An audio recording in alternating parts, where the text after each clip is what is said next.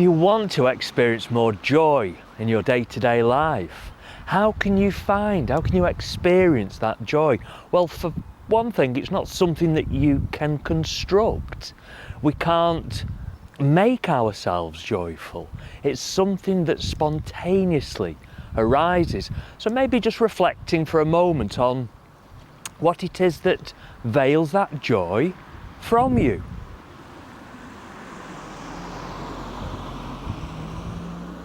It's life, your persona, your job, where you are in your life. It's the busyness of life, it's the busyness of the world, and we live in this world. We need to function in the world, but how can we tap into that infinite ocean of joy that is our true nature? I'm going to explore a little bit with you the nature of that joy and how it's inextricably linked as well with sorrow. So come with me on this exploration of joy and how to experience this joy in our lives. If you consider joy to be something that we can't actually create, joy, delight, it's our natural state of being. So maybe to look at this from a slightly different perspective, what is it in your life that veils your experience of joy? We can try to create joy, we can purchase things, even things like relationships, jobs, searching, seeking, and nothing wrong with making plans and reflecting upon your life. But to take an instance with myself, I remember over the past few years in one of the lockdowns, I discovered the joys of Amazon. There are many other online companies as well, but whereby you just click a button one evening and then the next day, as if by magic, this gift, this parcel appears, and it does, you get a buzz from it. But it's just a temporary fix. So our true experience of joy is something more deeply underlying. It's our true state of being. If you just look back at your childhood and memories of childhood, there are moments, instances of sheer delight, just seeing a butterfly or a frog. Do you remember the first time that you saw an elephant, your reaction? And that's an experience of a full immersion within the oneness. But when we were children, everything was relatively new. And as I sit here now, we all have different experiences of childhood, different experiences of this life, and I remember my very early childhood. There was a lot of sorrow. One of my siblings was dying, and eventually my poor brother, he died. And so I'm not just sitting here talking about the joys of seeing a butterfly. I knew back then the harsh reality of life, and maybe this is what set me on to my path of this spiritual inquiry. But sorrow, joy, it's as if they're almost sort of the head and tails of the same coin. So to experience deep, deep sorrow can also reveal sheer joy. So when we were children, in our childhoods, everything was relatively new. So what happens? What veils this joy? Well, quite simply, life. As we move through our life, we've living within the world, and we create layers. We have a persona to maintain. It's like putting a big coat on. You've got your role in your life. Maybe you've got a family, maybe you're in a relationship, maybe it's a career, a job, and all part of the process of this phenomenal world that we live in. But it can constrict us, it can almost suffocate us, and certainly it will veil your experience of joy.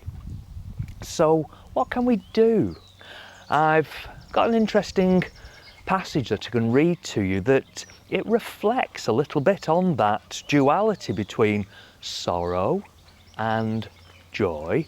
And after reading that, I'll give you my perspective, my ideas on how to experience more joy in this life.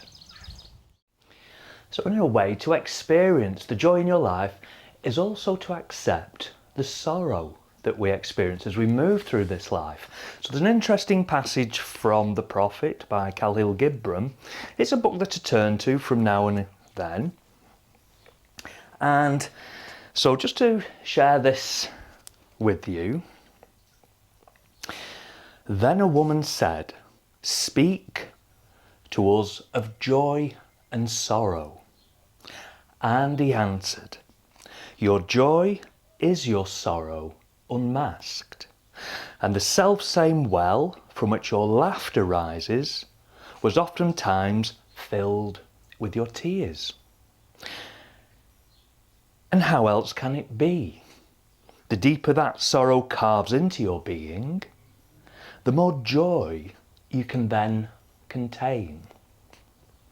Is it not the cup that holds your wine, the very cup that was burnt in the potter's oven?